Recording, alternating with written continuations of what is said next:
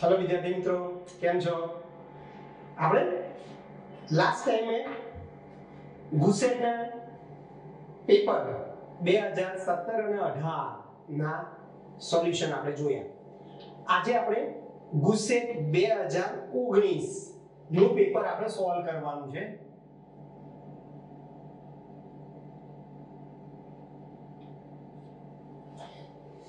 બરાબર છે દોસ્તો? તો શરૂઆત કરીએ આપણે 41 થી.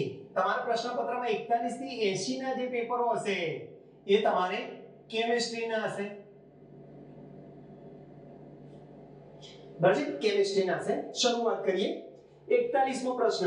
41મો પ્રશ્ન શું કહે છે? નીચેના સંકીર્ણ સંયોજનો પૈકી કયું મેરીડિયોનલ સમઘટક ધરાવે છે? આવો જ પ્રશ્ન ગુસેટ 2018 માં પૂછાયેલો. ફેશિયલ કોણ ધરાવે છે? તો મેં તમને અગાઉ કીધેલું કે ભાઈ જેમાં ધાતુ આયન સાથે બે પ્રકારના ત્રણ લિગેન્ડ જોડાયેલા હોય તો એ મેરીડિયોનલ અને ફેશિયલ પ્રકારની સમઘટકતા ધરાવે. એટલે કયું મેરીડિયોનલ છે એમ કીધું, કયું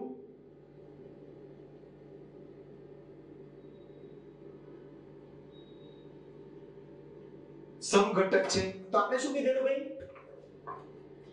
ધાતુ આયન સાથે બે જુદા જુદા પ્રકારના ત્રણ લિગેન્ડ જોડાયેલ હોય તેમાં મેરીડિયોનલ અને ફેશિયલ સમઘટકતા અથવા તો સમઘટકો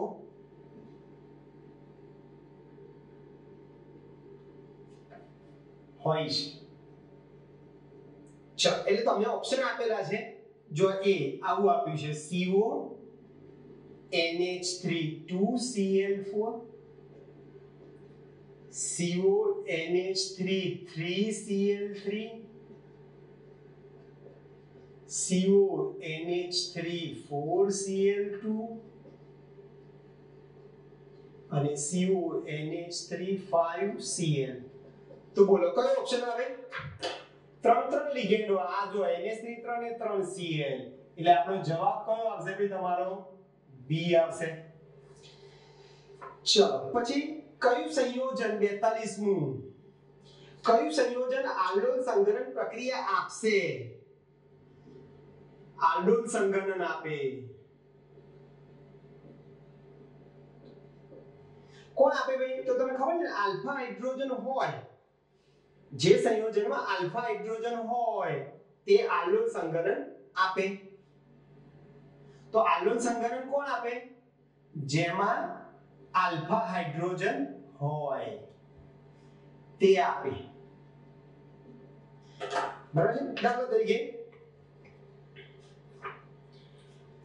જો A ટ્રાઇમિથાઇલ એસિટાલ્ડિહાઇડ,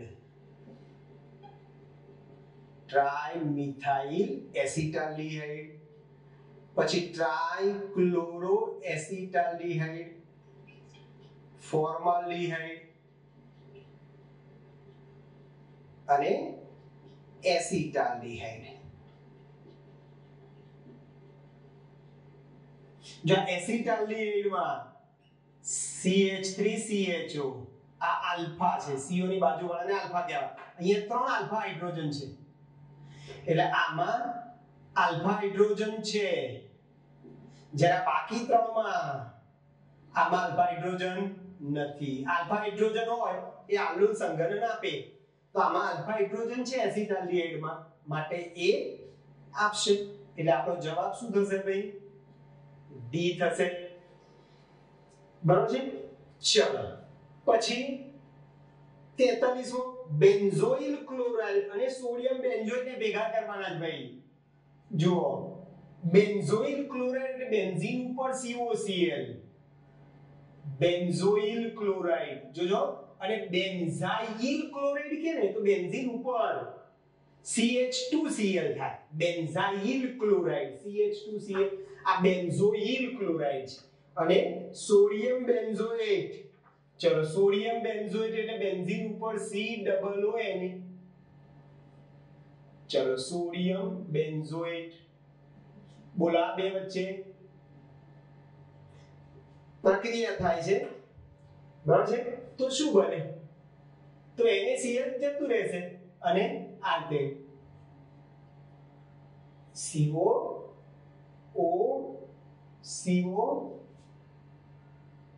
ચકેલું, અથવા ને આમ પણ લખાય ટ્વાઇસ, અને C6H5 કહે C6H5 CO twice O. Benzoic anhydride. આને શું કહેવાય? બેન્ઝોઇક એનહાઇડ્રાઇડ કહેવાય. ચલો આ ઓપ્શન કયો છે ભાઈ? ડી છે. જવાબ તમારો ડી આવે. Benzoic anhydride. ચલો પછી આવે છે તમારે પ્રક્રિયા આવી લખી છે P KMnO4 KOH Q soda line સાથે ગરમ કરવાનું છે R, અને પછી એની CH3Cl નિર્જર AlCl3 S માં P અને S ટોલ્યુઇન હોય. જો P અને S ટોલ્યુઇન કીધું છે ભાઈ. ટોલ્યુઇન એટલે બેન્ઝીન ઉપર CH3. P અને S ટોલ્યુઇન છે. ચાલો તો શું થશે? Q અને R શું થાય? તો જુઓ બોલો આનું KMnO4 KOH વડે ઓક્સિડેશન કરો ને તમે, તો CH3 ની જગ્યાએ COOH થઈ ગયું, benzoic acid. Benzoic acid Q થઈ ગયું તમારો. આ P છે Q. બોલો આને સોડા લાઈન સાથે ગરમ કરશો તો બેન્ઝીન થઈ જશે. બેન્ઝીન. આ R આ S અને આનું આલ્કાઇલેશન કરો CH3Cl નિર્જર AlCl3, તો પાછું ટોલ્યુઇન બની ગયું. એટલે તમારો જવાબ શું હશે ભાઈ? બી સોરી Q અને R તરીકે શું હશે? Q બેન્ઝોઇક એસિડ અને R બેન્ઝીન. એટલે ઓપ્શન તમારો A આવશે. બેન્ઝોઇક એસિડ બરાબર અને બેન્ઝીન. બરાબર છે ભાઈ? ચાલો પછી 45. તમને આવું કીધું છે ટ્રાઇમિથાઇલ એનિલીન માં.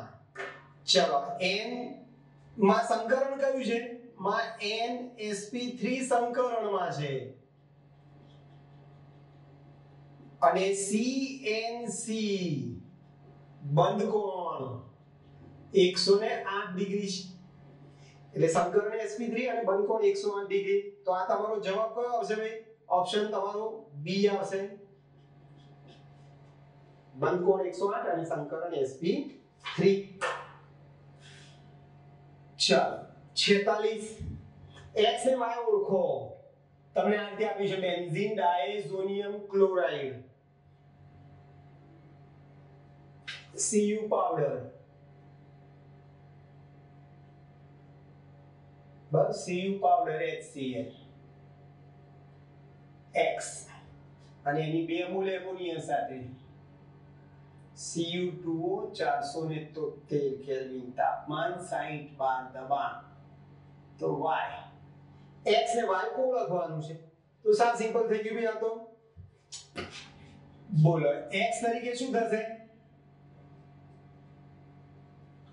થાય ક્લોરોબેન્ઝીન, અને પછી ક્લોરોબેન્ઝીન ની બે મોલ એમોનિયા સાથે પ્રક્રિયા કરે તો NH4Cl દૂર થાય.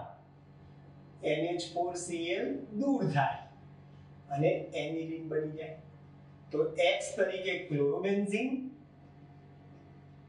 અને y તરીકે એનિલીન હશે.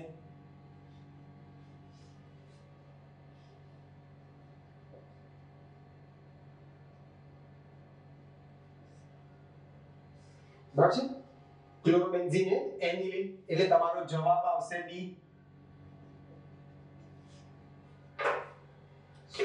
પછી ગ્લુકોઝ ને ગ્લુકોપાયરેનોઝ શા માટે કહીશું ગ્લુકોઝ ને ગ્લુકોપાયરેનોઝ શા માટે કહીશું તો ભાઈ ગ્લુકોઝ આ પાયરેનોઝ જે છે ગ્લુકોપાયરેનોઝ માં સી ઓપ્શન ગ્લુકોઝ એ 5 કાર્બન પરમાણુ અને એ ઓક્સિજન પરમાણુ ધરાવતો ચક્રીય સંયોજન છે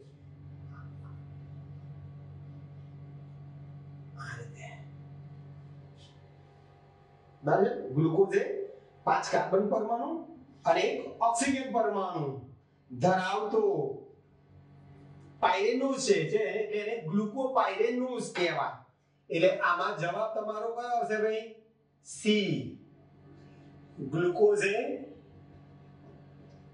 5 કાર્બન પરમાણુ અને એક ઓક્સિજન પરમાણુ ધરાવતો ચક્રીય સંયોજન છે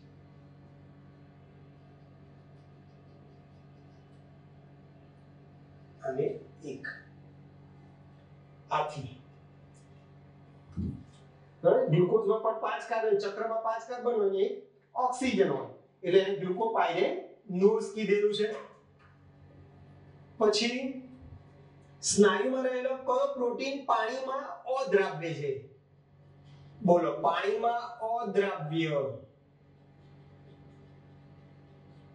પ્રોટીન કયું છે ભાઈ માયોસિન હે ને માયોસિન અને બીજું યાદ છે કેરેટીન આ બે પાણીમાં કેવા છે દ્રાવ્ય છે અને પેલું ખબર છે આલ્બ્યુમિન અને ઇન્સ્યુલિન આ બે પ્રોટીન જે છે પાણીમાં કેવા છે ભાઈ દ્રાવ્ય છે આ માયોસિન અને કેરેટીન પાણીમાં કેવા છે ભાઈ અદ્રાવ્ય છે એટલે આપણો જવાબ કયો આવશે ભાઈ માયોસિન હા બરોબર છે ભાઈ ચાલો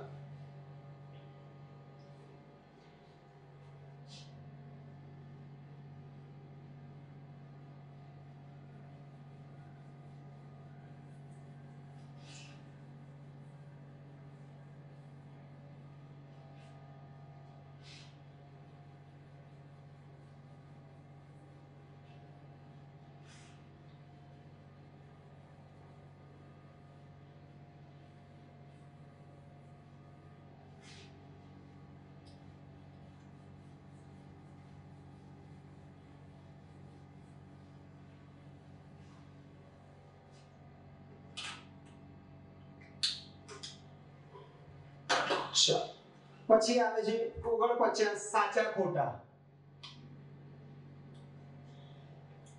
ચલો સાઇટોસિન બેઝ પિરિમિડિનનો વ્યુત્પન્ન છે એ સાચું છે ડીએનએ માં બીટા ડી રિબોઝ શર્કરા છે ના ખોટું બીટા ડી ડીઓક્સીરિબોઝ આવે એટલે ખોટું બીજું ત્રીજામાં ચોક્કસ પ્રોટીનના સંશ્લેષણનો સંદેશો આરએનએ માં હાજર છે પણ ખોટું છે ડીએનએ સજીવોની જુદી જુદી જાતિઓની ઓળખને એક સતત સુધી જાળવી રાખે એ પણ સાચી વાત છે એટલે પહેલું ને ચોથું સાચું છે બીજા અને ત્રીજા બે ખોટા છે એટલે આ સાચા ખોટા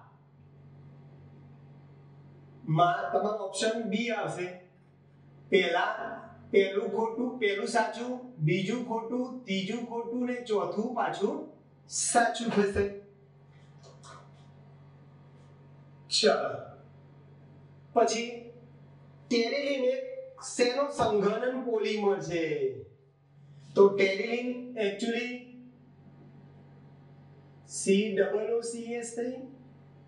COOCH3 બરાબર છે ડાઇમિથાઇલ આઇસોથેલેટ છે અને ઇથિલિન ગ્લાયકોલ CH2OH આ બેને ભેગા કરો ને તો સંઘનન પોલિમર થઈ, સંઘનન પોલિમરાઇઝેશન થઈને ટેરિલિન બને. એટલે ટેરિલિનમાં મોનોમર તરીકે આ બે જણા છે, એટલે તમારા આ બે જવાબ તમારો ઓપ્શન કયો આવશે? સી. ડાયમિથાઇલ ટરફથેરેટ અને ઇથિલિન ગ્લાયકોલ. આ ડાયમિથાઇલ ટરફથેરેટ છે ને ઇથિલિન ગ્લાયકોલ બે ભેગા થઈ અને ટેરિલિન બનાવશે પોલિમર. ચલો, કયો એસિડ લચકપણાનો ગુણધર્મ ધરાવે છે? લચકપણાનો ગુણધર્મ ધરાવે છે. ખબર છે? પેલું PHBV ની બનાવટમાં એક લચકપણાનો ગુણ હતો, બરાબર છે, અને બીજો સુરત દ્રઢતાનો ગુણધર્મ. તો આ લચકપણાનો ગુણધર્મ કોણ ધરાવે ભાઈ? Beta hydroxy વેલેરિક acid. બરાબર છે. આ OH CH CH2 COOH CH2 CH3 CO ની બાજુના આલ્ફા કહેવાય અને બીટા કહેવાય. નામ બીટા હાઇડ્રોક્સી વેલેરિક એસિડ અથવા પેન્ટોઇક એસિડ, પેન્ટેઇક એસિડ. આ લચકપણાનો ગુણધર્મ ધરાવે છે. અને સદ્રઢતાનો ગુણધર્મ કોણ ધરાવે છે ખબર છે? એ beta hydroxy butyric acid. Beta hydroxy butyric acid એ સદ્રઢતાનો ગુણધર્મ ધરાવે. એટલે લચકપણાનો ગુણધર્મ આ ધરાવશે. તમારો ઓપ્શન બી છે. ચલો, સેલ્યુલોઝ ડાયએસિડેટ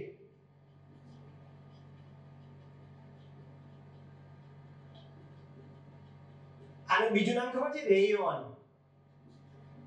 રેયોન સેલ્યુલોઝ ડાયએસિડેટ શું છે? તો આ અર્ધ સંશ્લેષિત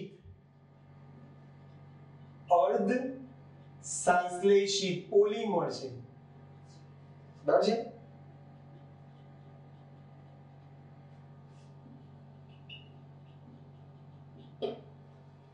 અર્ધ સંશ્લેષિત પોલિમર છે.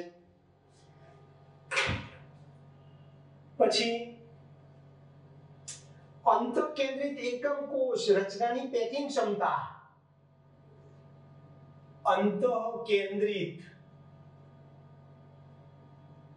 એકમ કોષ ની કોષની રચના, કોષ રચનાની પેકિંગ ક્ષમતા કેટલી છે ભાઈ? તો આપણને બધાને ખબર છે. જો અંતઃ બીસીસી, આ અંતઃકેન્દ્રિત એટલે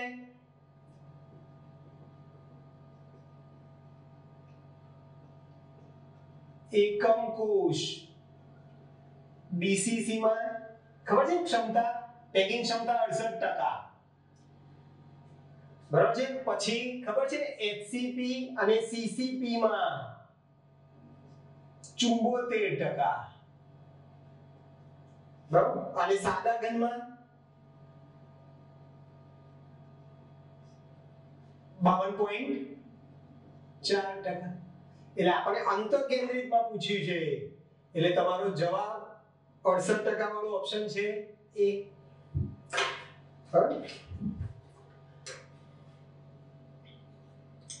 ચલો, નીચેના કયા સંયોજનમાં શોધકી અને ફ્રેન્કલ બંને ક્ષતિ જોવા મળે? શોધકી અને ફ્રેન્કલ ક્ષતિ ધરાવતું સંયોજન ખબર છે ભાઈ?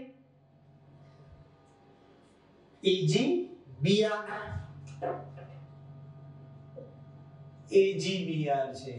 બંને પ્રકારની ક્ષતિઓ ધરાવે છે. એટલે તમારો ઓપ્શન છે સી.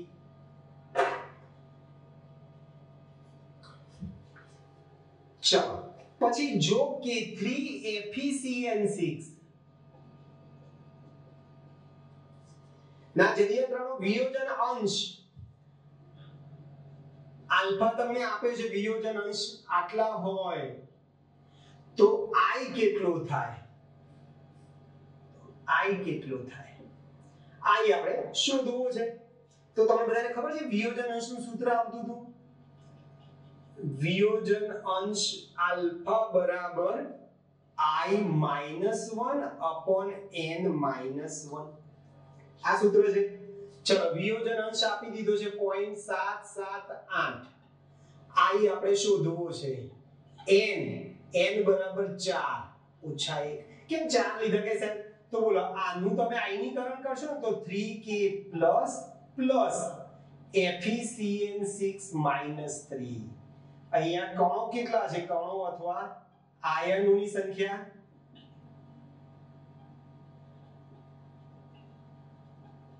n બરાબર 4 છે.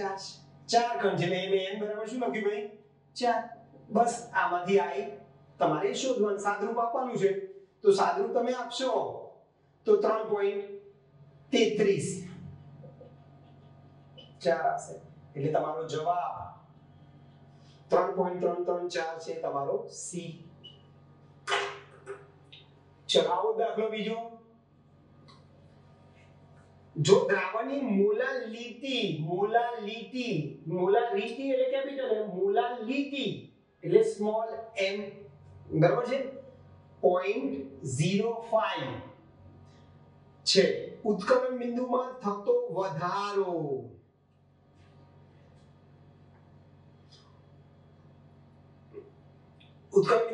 વધારો ડેલ્ટા ટી બી કેટલો છે ભાઈ? 0.16 કેલ્વિન. તો મોલર ઉન્નયન અચળાંક કે બી આપણે શોધવો છે. મોલર ઉન્નયન અચળાંક આપણે શોધવાનો છે. ચાલો શું કરશું ભાઈ? બધી વસ્તુ તમને આપી દીધી છે. આપણે જો સૂત્ર ખબર છે ડેલ્ટા ટીબી નું ભાઈ? ડેલ્ટા ટીબી બરાબર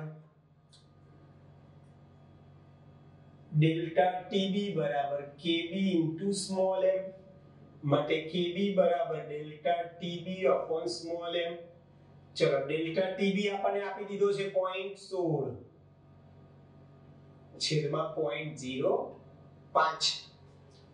તો સાદુરૂપ આપશો તો 3.2 એટલે તમારો જવાબ આવશે B.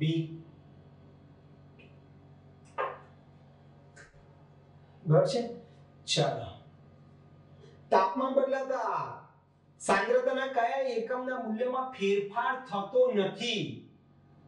તાપમાન બદલાતા શું બદલાય નહીં ભાઈ? શું ના બદલાય? જો સૂત્રમાં છેદમાં જેમાં કદ આવે ને એના મૂલ્યો બદલાય. તાપમાન બદલાય તો કદ બદલાય, કદ બદલાય તે બધા મૂલ્યો બદલાય. એટલે તમારે એવું સૂત્ર જોવાનું કે જેમાં છેદમાં કદ આવતું હોય નહીં. તાપમાન બદલાતા એટલે જુઓ મોલાલિટી પછી મોલ અંશ આવે પછી ટકા W/W આ બધાના ના મૂલ્યો બદલાય નહીં. બરાબર છે. જ્યારે મોલારિટી છે બરાબર છે ppm છે ટકા W/V છે ટકા V/V છે ફોર્માલિટી છે બરાબર બદલાય નહીં. અને તાપમાન બદલાતા જો આ કેપિટલ M છે પછી ફોર્માલિટી છે ટકા W/V છે ટકા V/V છે બરાબર આ બધાનું મૂલ્ય શું થાય ભાઈ? બદલાય. નોર્માલિટી છે ના મૂલ્યો બદલાય છે. એટલે આપણે બદલાતા નથી એવું કીધું છે ભાઈ. તો તમારો જવાબ C આવશે. બરાબર છે. આ મોલા આજ આપજો મોલા લીટી રીટી નહીં હો લીટી. ચલો પછી આવું આપ્યું છે Zn + 2 1 molar Ni + 2 1 molar Ni માટે કયું ખોટું છે? કયું વિધાન ખોટું છે? ખોટું છે. બોલો પહેલું ઓપ્શન છે ગેલ્વેનિક કોષ. ગેલ્વેનિક કોષમાં શું હોય ભાઈ? Zn અને Cu હોય. બરાબર છે. વિદ્યુત રાસાયણિક કોષમાં આ વિદ્યુત રાસાયણિક કોષ છે, વોલ્ટેજ કોષ પણ કહેવાય. ડેનિયલ કોષ આ નથી, એટલે ડેનિયલ કોષ આને કયું વિધાન ખોટું છે? આ બધાને તમે ગેલ્વેનિક કોષ કહી શકો, વિદ્યુત રાસાયણિક કોષ કહી શકો, વોલ્ટેઇક કોષ કહી શકો, પણ ડેનિયલ કોષ કહેવાય નહીં. ગેલ્વેનિક કહી શકો, ડેનિયલ કોષ આ ડેનિયલ કોષ નથી, હે ને? ડેનિયલ કોષમાં શું હવે આ Zn+2 ક્ષાર સેતુ Cu+2Cu હોય. ડેનિયલ કોષ આ છે, બરાબર છે? એટલે આ ડેનિયલ કોષ નથી, એટલે તમારો જવાબ ડી આવે.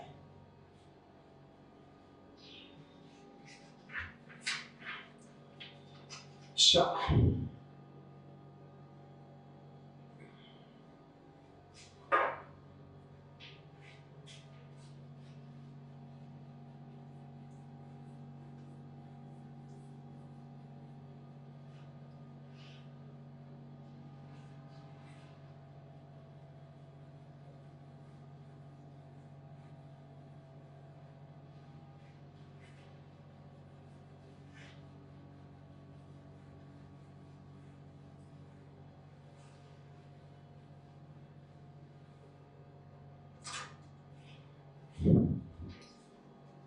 ચાલો 59.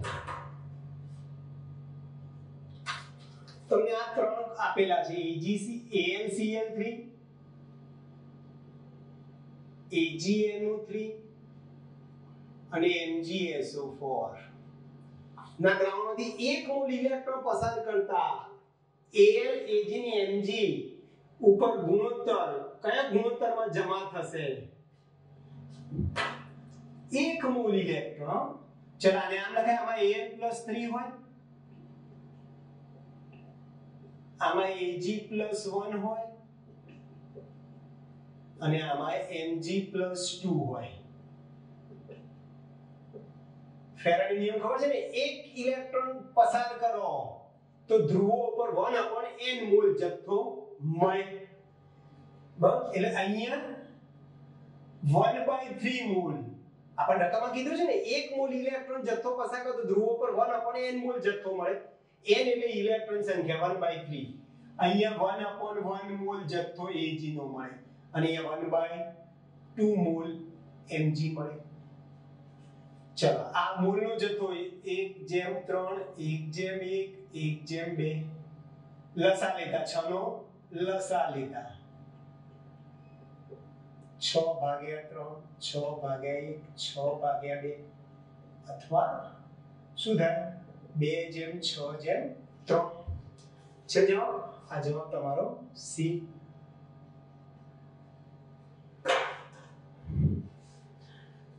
ચાલો, કયા તાપમાને સિરામિક દ્રવ્યો અતિ સુવાહક તરીકે વર્તે છે? સિરામિક દ્રવ્યો ખબર છે? ઊંચા તાપમાને 150 કેલ્વિન તાપમાને અતિ સુવાહક તરીકે વર્તે છે. 150 કેલ્વિન તાપમાને સિરામિક દ્રવ્યો અતિ સુવાહકની જેમ વર્તે છે. 150 કેલ્વિન તાપમાન તમારું ઓપ્શન છે ડી.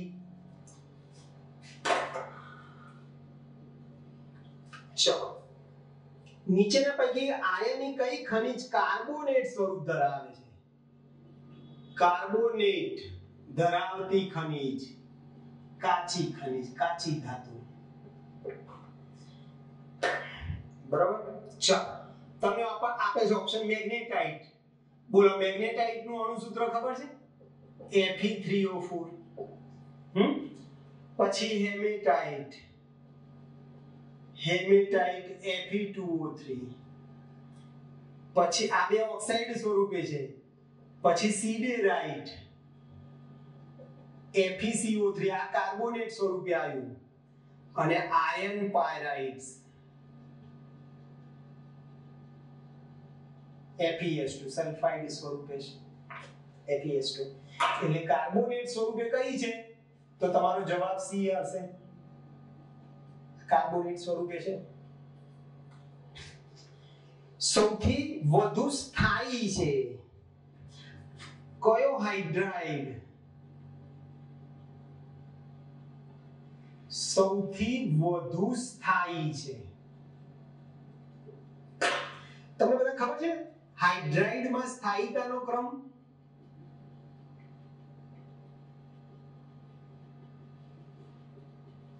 ઉપરથી નીચે તરફ જાઓ એમ સ્થાયીતા શું થતી જાય? ઘટતી જાય. એટલે NH3 PH3 nitrogen phosphorus arsenic antimony bismuth. ચાલો તો આમાં સૌથી વધુ સ્થાયી કોણ ભાઈ? એમોનિયા. અને સૌથી ઓછું સ્થાયી કોણ? BiS3. એટલે તમારો ઓપ્શન આપ્યો છે જવાબ A. હવે જવાબ A જે છે એ કેવો હશે? સૌથી વધુ સ્થાયી હશે. આ સૌથી વધુ સ્થાયી, આ સૌથી ઓછું સ્થાયી.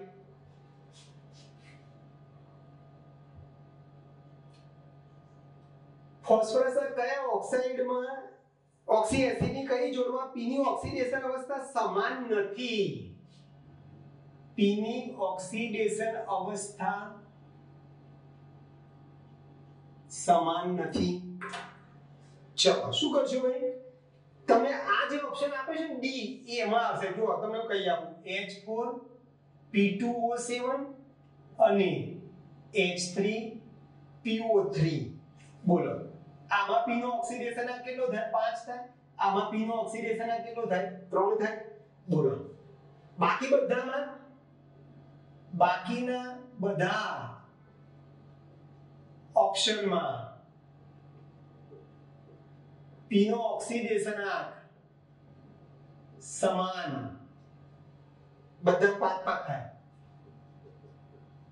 આપણે સમાન નથી એવું પૂછ્યું એટલે આમાં જુદો જુદો. બાકીના બધા ઓપ્શન તમને આપે છે એમાં ઓક્સિડેશન આંક p નો સમાન છે. પછી એસિડની પ્રબળતાનો સાચો ક્રમ.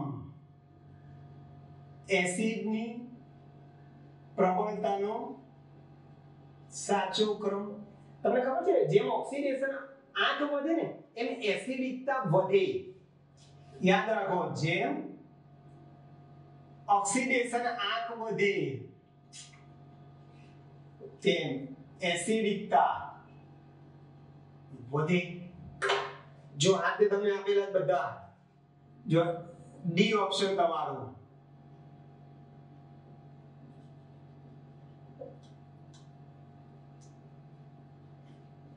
HClO4 HOCl HO અથવા HClO3 HClO2 HClO O2 O3 O4. બોલો આમાં Cl નો ઓક્સિડેશન આંક ગણશો તો +1 થશે, +3 થશે, +5 થશે, +7 થશે. તો જેનો ઓક્સિડેશન આંક વધુ એસિડિક, તો સૌથી વધુ એસિડિક કોણ હશે ભાઈ? HClO4. તમારો ઓપ્શન આપેલો છે D. પછી 1,2-ડાયક્લોરો ઇથેન કયા પ્રકારનો હેલાઇડ છે?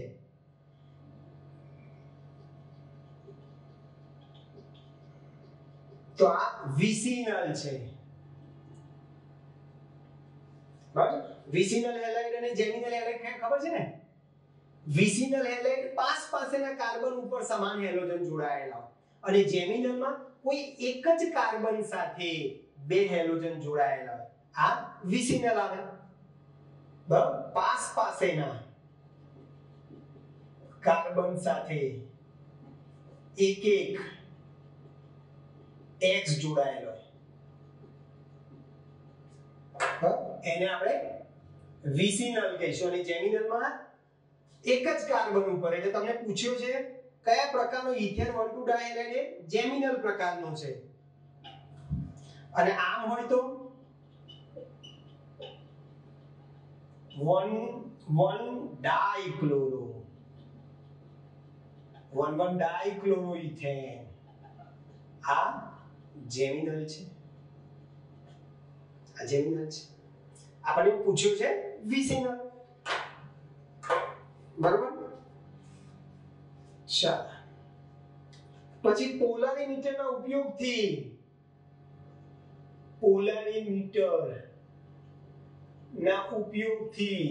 આપણે વિન્યાસ જાણી શકીએ. બટ ડી અને એલ વિન્યાસ જાણી શકાય. સ્મોલ ડી અને સ્મોલ એલ વિન્યાસ નક્કી થાય.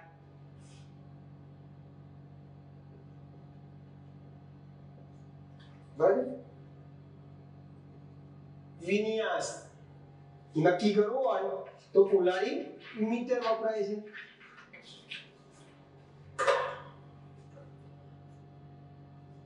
પછી આક્ષામક, ચેપનાશક, જંતુનાશક અને નિશ્ચેતક પદાર્થો અનુક્રમે કયા છે?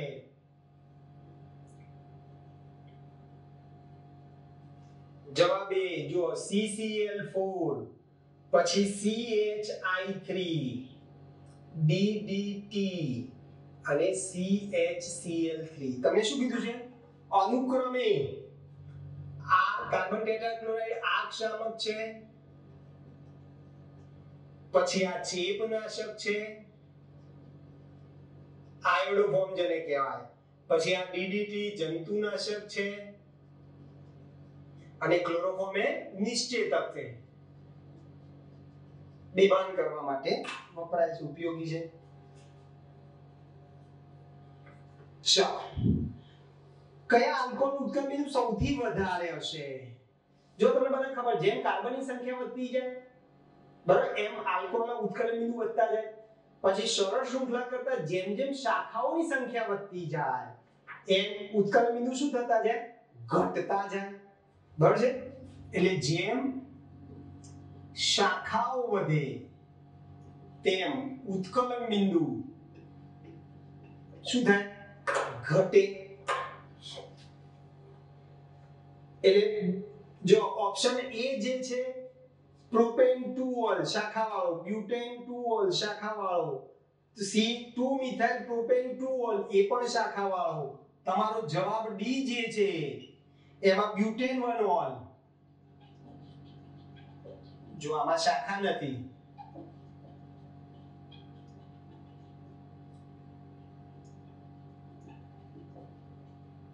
જેમાં શાખા નથી અને કાર્બનની સંખ્યા વધારે છે. બરાબર છે ભાઈ? Clear?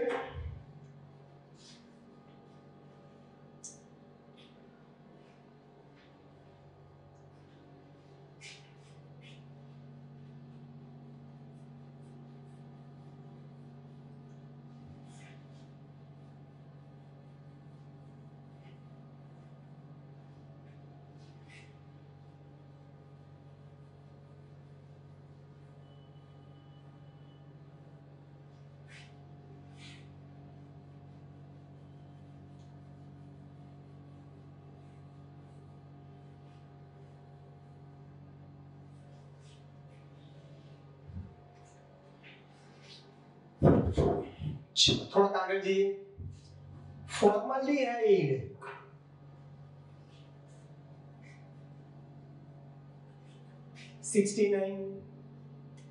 ફોર્માલ્ડિહાઇડની formaldehyde HCHO, ethyl magnesium bromide C2H5MgBr સાથે પ્રક્રિયાથી મળતી નિપજનું જળ વિભાજન કરતા મુખ્ય નિપજ કઈ મળે?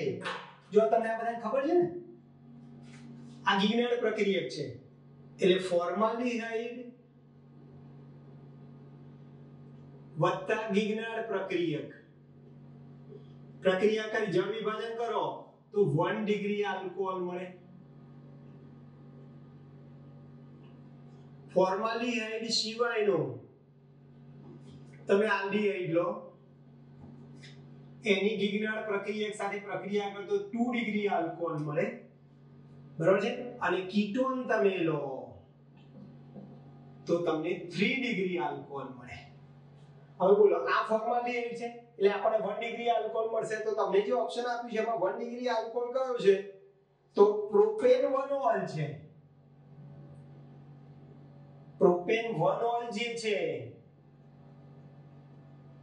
એ 1 ડિગ્રી આલ્કોહોલ છાંટ દે CH3 CH2 CH2OH 1 degree alcohol મળે. બાકી કાર્બનની સંખ્યા અહીંયા જો 2 અને 1 3 કાર્બન છે એટલે પ્રોપેન 1 આલ્કોહોલ. પછી ઇથેન 1 ઓલ પણ લખ્યું છે. પછી ઇથેન 1 ઓલ માં 2 કાર્બન છે. અહીંયા કાર્બન ટોટલ 3 છે. એટલે 3 કાર્બન પ્રોપેન માં આવે. એટલે તમારો ઓપ્શન આવશે A. પછી મિથાઇલ સેલિસિલેટ. મિથાઇલ સેલિસિલેટ નું IUPAC નામ. જો આ મિથાઇલ સેલિસિલેટ ખબર છે? જો આમ COOH અને આ OH તો આ સેલિસિલિક એસિડ. અહીંયા એને મૂક્યા હતા સોડિયમ સેલિસિલેટ. હવે મિથાઇલ તમને કીધું છે આ મિથાઇલ સેલિસિલેટ છે. ચલો આનું IUPAC નામ શું થાય?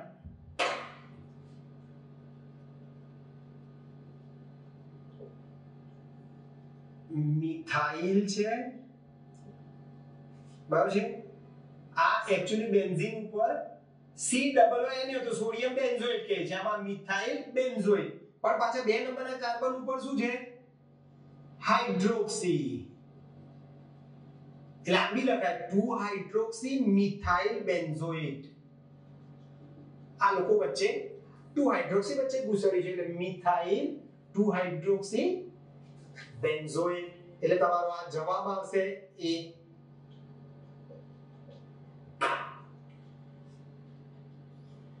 પછી પ્રક્રિયા આપી છે 3A + 2B giving 5C માટે ત્વરિત પ્રક્રિયા વેગ નું સૂત્ર શું થાય? પ્રક્રિયા વેગમાં ખબર છે પ્રક્રિયકોની આગળ હંમેશા માઈનસ નિશાની લખવાની, નિપજની આગળ હંમેશા પ્લસ લખવાની અને મોલ સંખ્યા ક્યાં લખવાની ભાઈ? છેદમાં. જો પ્રક્રિયકની આગળ માઈનસ -1/3 dA/dt -1/2 dA/dt dB/dt બરાબર પ્લસ નિપજ આગળ પ્લસ 1/5 dC/dt થઈ ગયું. આવો ઓપ્શન તમારો C છે. પ્રક્રિયકની આગળ માઈનસ, નિપજની આગળ પ્લસ અને મોલ સંખ્યા ક્યાં લખીએ છીએ આપણે ભાઈ? ઘાતમાં લખીએ છીએ. 72. ચલો આ એક પ્રક્રિયા આપી છે A to B માં સાંદ્રતા 9 ગણી કરવામાં આવે. સાંદ્રતા 9 ગણી કરતા પ્રક્રિયા વેગ 3 ગણો થાય. પ્રક્રિયા વેગ 3 ગણો થાય તો પ્રક્રિયા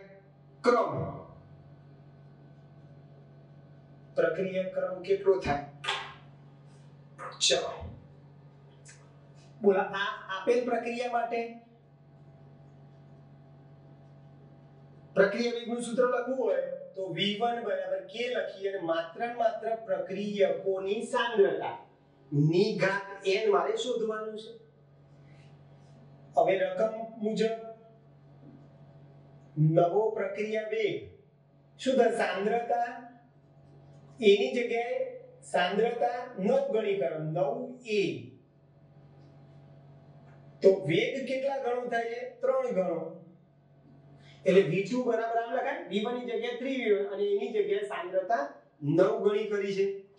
બસ સાદું આપી દો V2/V1 V2/V1 બરાબર V2 એટલે 3V1/V1 બરાબર જો 9 ની n ઘાત બહાર કાઢી દઉં છું K A ની n ઘાત છેદમાં K A ની n ઘાત.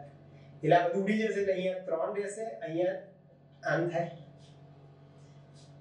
એટલે આમ થાય 3 અને 3n લખાય. બરોબર છે 1/3 માટે અહીંયા ઘાત 1 છે એટલે 1 બરાબર 3n માટે n બરાબર શું થશે ભાઈ?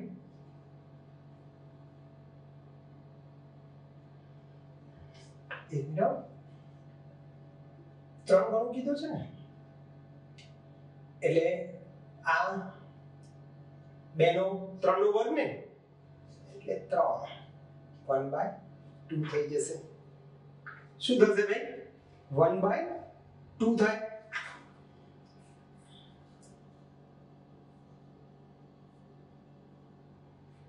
ચાલો, એટલે તમારો જવાબ કયો આવશે ભાઈ? એ. જવાબ તમારો એ આવશે. 1/2 એટલે ઓપ્શન તમારો એ.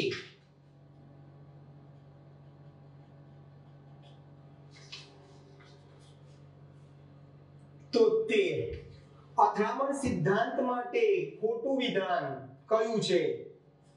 તો સંઘાત અનુભવતા અણુઓમાં ઓછામાં ઓછી અમુક ગતિ ઊર્જા હોવી જરૂરી છે, એ વાક્ય સાચું છે. પ્રક્રિયકના અણુ વચ્ચે સંઘાત થવો જરૂરી છે, એ પણ સાચું છે. સફળ સંઘાત અનુભવતા પ્રક્રિયકો નિપજમાં પરિણમે છે, એ પણ સાચું છે. પ્રક્રિયક અણુઓની અથડામણ ગમે તે દિશામાં થવી જરૂરી છે ના, યોગ્ય દિશામાં અથડામણ થાય તો જ આપણને યોગ્ય દિક વિનિમય શબ્દ યાદ હતો. એટલે તમારો ઓપ્શન સી અથડામણ સિદ્ધાંત માટે ખોટું વિધાન કયું છે ભાઈ? સી છે. બરાબર છે.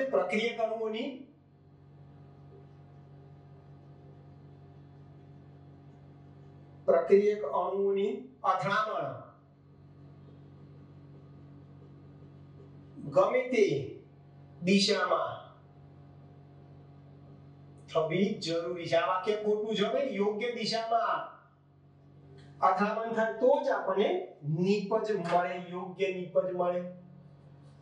74 વિદ્યુત વિભાજ્યના ઉમેરણથી કલિલ કણોનું સમુચ્ચય બની જવું અને અદ્રાવ્ય અવક્ષેપ બનવા.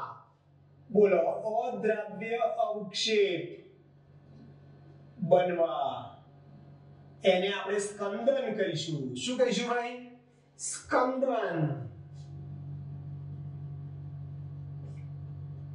સ્કંદન કહીશું. જવાબ એ.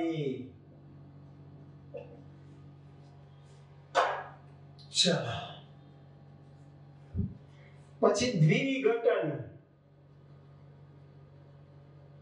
પ્રક્રિયા કઈ છે?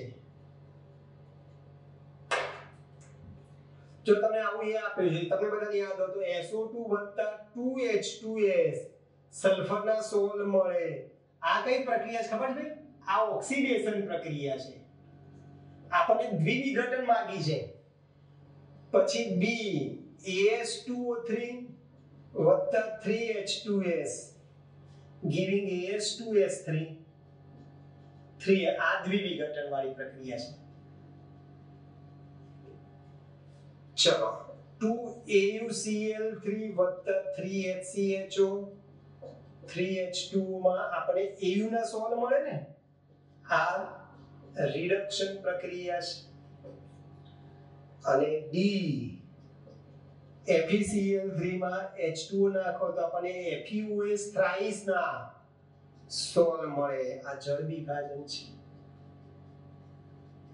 તો આપણને માંગ્યું છે દ્વિવિઘટન વાળી પ્રક્રિયા, એટલે આપણો જવાબ શું થશે ભાઈ? બી થશે. બરાબર. ચાલો,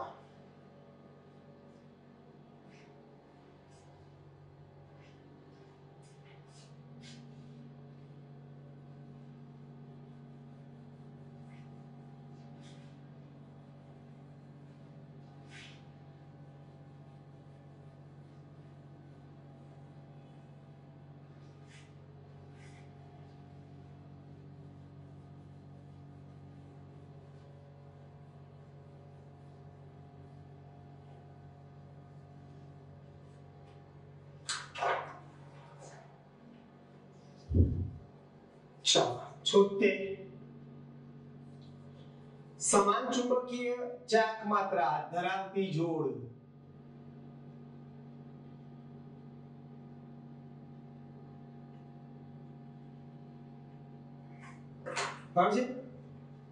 જેમાં અયુગ્મિત ઇલેક્ટ્રોનની સંખ્યા સરખી હોય એમાં ચુંબકીય ચાક માત્રા કેવી હોય ભાઈ? સમાન હોય.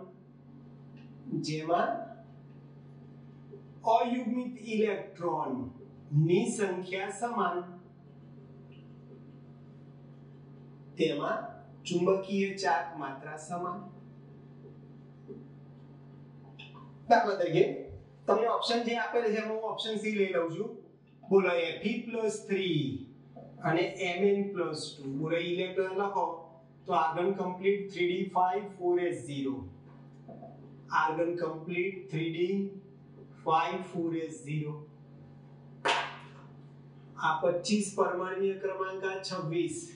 બોલો આમાં n બરાબર અયુગ્મિત ઇલેક્ટ્રોન સંખ્યા 5. n બરાબર અયુગ્મિત ઇલેક્ટ્રોન સંખ્યા 5. ખબર છે ડી કક્ષકની સંખ્યા 5 હોય.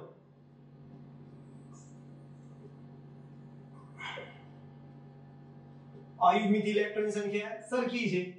ચુંબકીય ચાક માત્રા શોધવાનું સૂત્ર ખબર છે ને, √nn+2dn. આ સૂત્રની મદદથી તમે ચુંબકીય ચાક માત્રા શોધશો તો સમાન મળે બંનેમાં. તત્વ A અને તત્વ B ની મિશ્ર ધાતુ બનાવી શકતા નથી.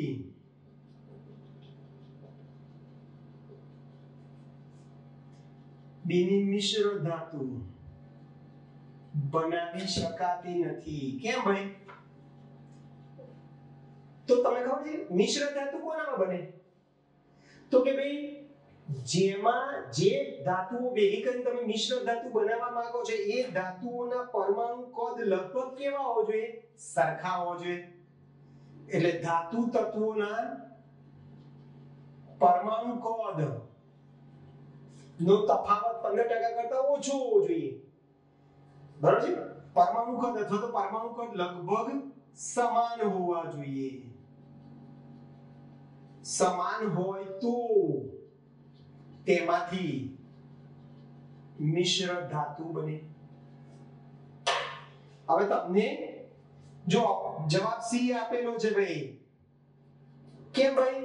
તો કે ભાઈ A ની પરમાણુ ત્રિજ્યા 115 પિકોમીટર અને B ની પરમાણુ ત્રિજ્યા 187 સમાન નથી.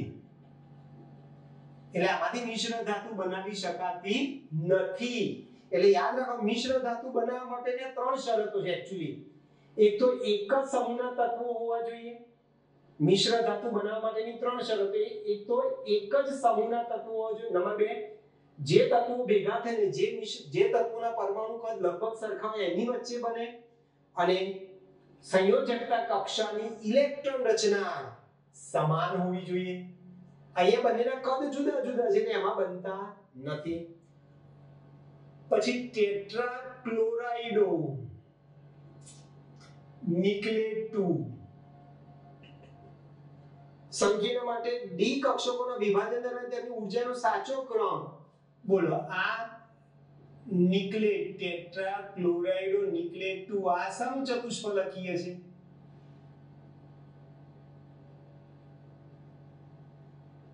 અને સમચતુષ્ફલકીય રચના માટે તમને બધાને ખબર છે ને ઊર્જાનો ક્રમ.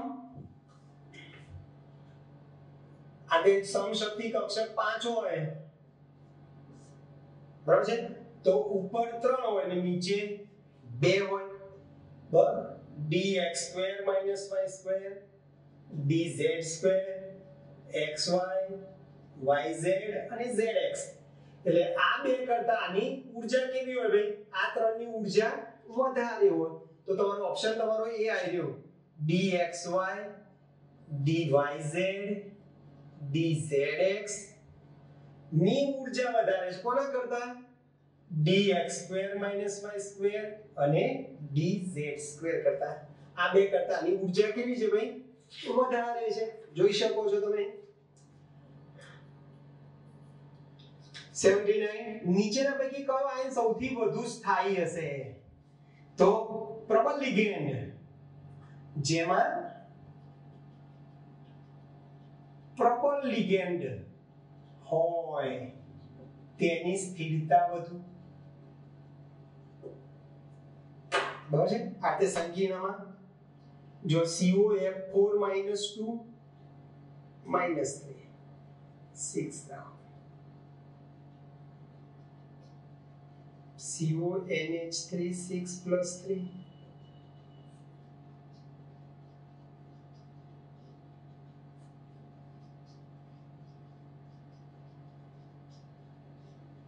બોલો આ બધામાં કોણ આવશે તો આ આવશે NH3 એ પ્રબળ લિગેન્ડ હોવાથી પ્રબળ લિગેન્ડ હોય તો સ્થિરતા વધારે એટલે NH3 એ પ્રબળ લિગેન્ડ હોવાથી એની સ્થિરતા કેવી છે ભાઈ વધારે છે અને છેલ્લું કે COOH2 NH3 2 સંકીર્ણમાં ધાતુ આયનની પ્રાથમિક સંયોજકતા દ્વિતીયક સંયોજકતા અને તેના જલીય દ્રાવણમાં રહેલા કુલ આયનો ની સંખ્યા કેટલી હોય ભાઈ તો તમને ખબર પ્રાથમિક સંયોજકતા એટલે ઓક્સિડેશન આંક ધાતુનો ઓક્સિડેશન આંક દ્વિતીય સંયોજકતા એટલે સવર્ગબંધની સંખ્યા બરાબર છે ચલો તો બોલો આમાં પ્રાથમિક સંયોજકતા CO નો ઓક્સિડેશન આંક જો આ K નો +1 હોય તો ઉપર -1 થાય આ 0 OH નો -2 બે દુ -4 પેલી બાદ જાય +4 માંથી 1 ગયા એટલે આ ત્રણેય ધાતુનો ઓક્સિડેશન આંક એ તમારી પ્રાથમિક સંયોજકતા કહેવાય દ્વિતીય સંયોજકતા એટલે સવર્ગબંધની સંખ્યા બોલો આ એક દંતી છે આ બે સવર્ગબંધ બન્યા આ OX દ્વિદંતી છે એટલે એક OX બે સવર્ગબંધ બન્યા તો 2 4 બનાવે ને આ 2 ટોટલ 6 બનાવે અને જલીય દ્રાવણમાં આયનો કેટલા આમાં બે આયન છે K+ છે અને બાકીનો આ -1 છે આયનોની સંખ્યા 2 છે કુલ 2 આયન છે તો તમારો જવાબ કયો આવશે અનુક્રમે માંગ્યું છે 3 6 2 એ આવશે